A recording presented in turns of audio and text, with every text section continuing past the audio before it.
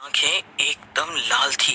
चलो आखिरकार मुझे किसी का शरीर तो मिला, वरना आजकल कोई इंसान आसानी से अपना शरीर कहाँ देता है। हम भूत चुड़ैलों का काम भी कोई आसान नहीं है। लंगड़ी चुड़ैल बाहर जाकर देखती है कि बच्चे बॉल से खेल रहे थे।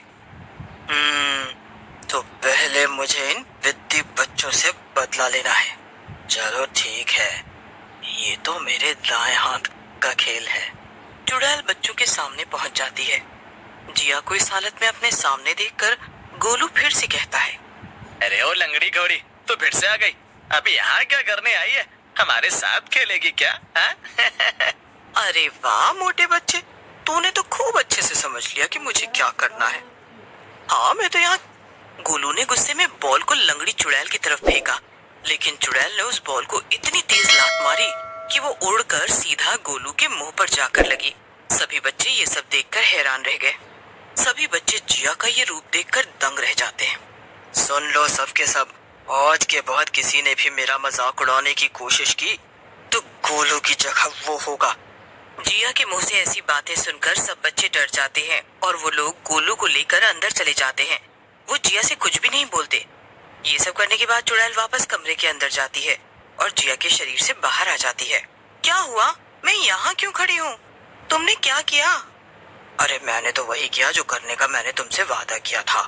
मैंने तुम्हारे सभी दुश्मनों को अच्छा सबक सिखा दिया है। अब कोई भी तुमसे भिड़ने से पहले 100 बार सोचेगा।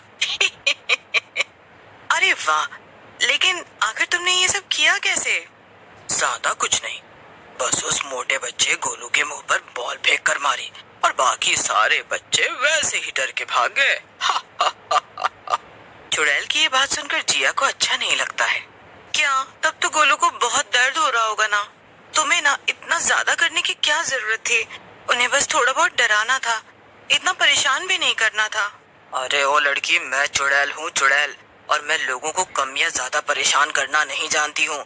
मुझे तो बस उन्हें परेशान करना आता है। हाँ ठीक है, अब जो हुआ सो हुआ। मैं जाकर गोलू से माफी मांग लूंगी। अब तुम बताओ, तुम्हें मुझसे क्या चाहिए? मुझे मुझे तो तू ही चाहिए। चुड़ैल की बात सुनकर जिया डर जाती है और उसे कहती है, क्या मतलब है तुम्हारा? अरे मुझे तेरा ये शरीर चाहिए पगली। मुझे लगा कि तू तो लंगड़ी है और तेरे शरीर में घुसकर मैं भी एक लंगड़ी चुड़ैल कहलाऊंगी, मगर मैं सिर्फ देखने में ही लंगड़ी थी। मुझ में ताकत उतनी ही थी, इसलिए तेरे शरीर को इस्तेमाल करने में मुझे कोई दिक्कत नहीं है। अब तो तू मुझे अपना शरीर हमेशा हमेशा के लिए दे दे।